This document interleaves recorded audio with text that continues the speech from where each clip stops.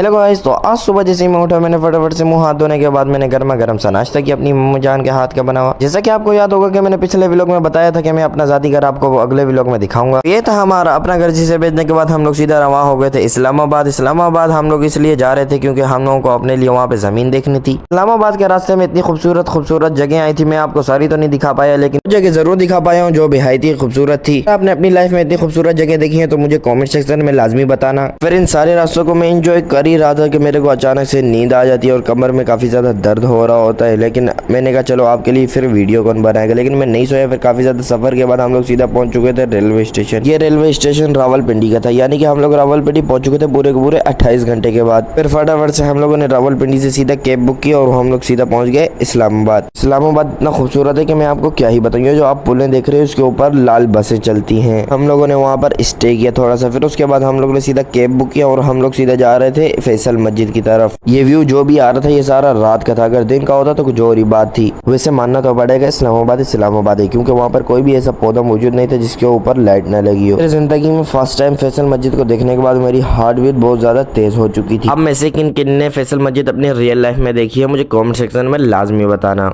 ये व्लॉग आपको इस तरह का इसलिए देखने को मिल रहा है क्योंकि उस टाइम पे मैं व्लॉगिंग नहीं करता था और ये खाली मैंने ऐसे यादगारी के तौर पर वीडियोस बनाई थी। काफी ज्यादा दूर के सफर करने के बाद मुझसे तो रहा नहीं जा रहा था, खाली बाहर से देख कर सीधा फिर मैं उसके अंदर जाने लगा। भाई आप यकीन नहीं करोगे कि फैसल मस्जिद के बाहर कितनी ज्यादा सिक्योरिटी थी। खाली 20 से 30 दफा तो मेरी चेकिंग हुई है और हमें एक छोटे से छोटा बैग भी अंदर नहीं लाने दिया। हमें क्या किसी को भी नहीं लाने देते अंदर। तो मैं तो चल कर ही थक चुका था क्योंकि ये बहुत बड़ी मस्जिद है। चलो आओ आपको अभी मैं अंदर से दिखाता हूँ। भाई आप भी क्या याद करोगे कि घर में बैठे बैठे फैसल मस्जिद अंदर से दिख रही है, इसके लिए एक लाइक तो बनता है। अंदर जाते ही मेरे मुंह से कुल अल्फाज ही नहीं निकल रहे थे कि भाई ये इतनी बड़ी आपको कैमरे में छोटी दिख रही होगी। जैसे अभी तरावियां हो रही थी इसलिए सारी की सारी लाइटें बंद थी, ना फुहारे चल रहे थे ना और कुछ चल रहा था। तो ये जो आप देख रहे हो इसका वजू खाना है। मुझे तो नीचे देखते ही चक्कर आ चुके थे क्योंकि ये काफी बड़ा है। तो गाइस आप मुझे सपोर्ट नहीं करते हो यार, मैं आपको इतनी अच्छी जगह दिखाता हूँ यार, मुझे प्लीज सपोर्ट कर लिया करो। उसके बाद हम लोगों ने फटाफट से अपनी बस बुक की और सीधा रवाना हो गए मरी के रास्तों पर।